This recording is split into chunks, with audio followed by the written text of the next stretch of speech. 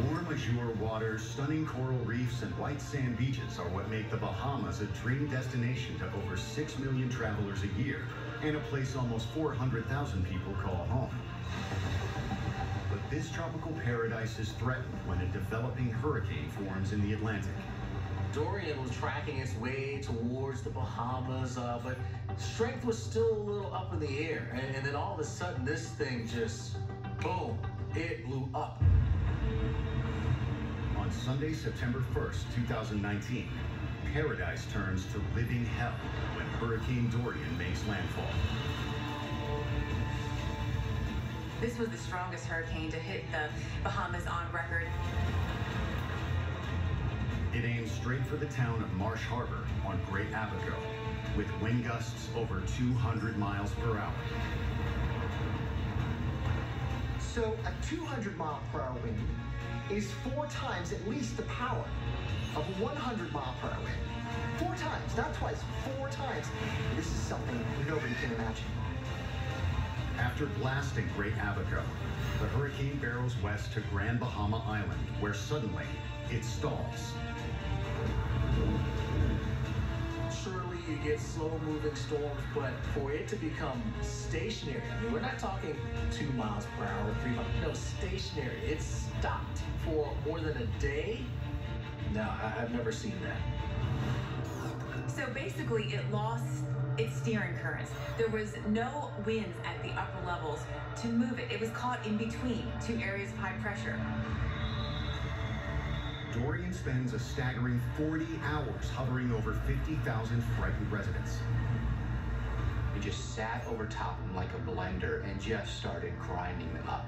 You can only imagine the physical and psychological torture for 2 straight days.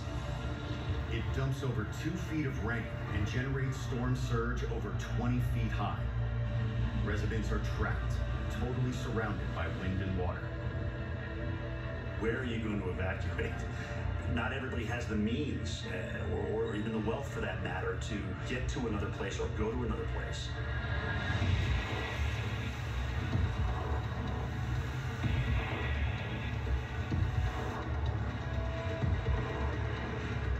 This is the worst case scenario when you have a high-end hurricane with extremely destructive winds, let alone, and then you have the storm surge, which can completely inundate your house. So there is no escape. Even homes carefully built on 15-foot stilts like this one are in jeopardy. So, believe it or not, this is outside of our front door. We've built 15 feet up, and you can see that the water is almost at the first landing. The most eerie picture right out of the gate is the fact that I'm looking at the top of the palm tree. So there's still a whole stalk that goes down to the ground underneath all that. So that just gives you an idea how high that water is. That's not water coming from the sky in terms of rain adding up. No, that's water coming in from the ocean. It feels like we're in a houseboat. I mean, look at this. The ocean is literally here. Oh my God, Angie, the window. In the aftermath of Dorian, there are at least 70 confirmed deaths, hundreds reported missing, and tens of thousands of people without homes. The destruction to the island nation is mind-blowing. $3.4 billion in damages. That's the combined economies of Florida, Texas, and California. There's someone's store, there's someone's home, there's someone's hotel that they built their whole life around. Everything was flattened. This is as bad as hurricane damage gets.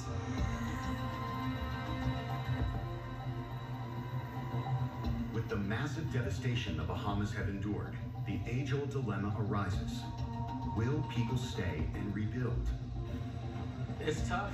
When you see a situation like that, you think, why rebuild? I know there's certainly going to be more people than not that say, you know, we're going to stick it through, we're going to rebuild.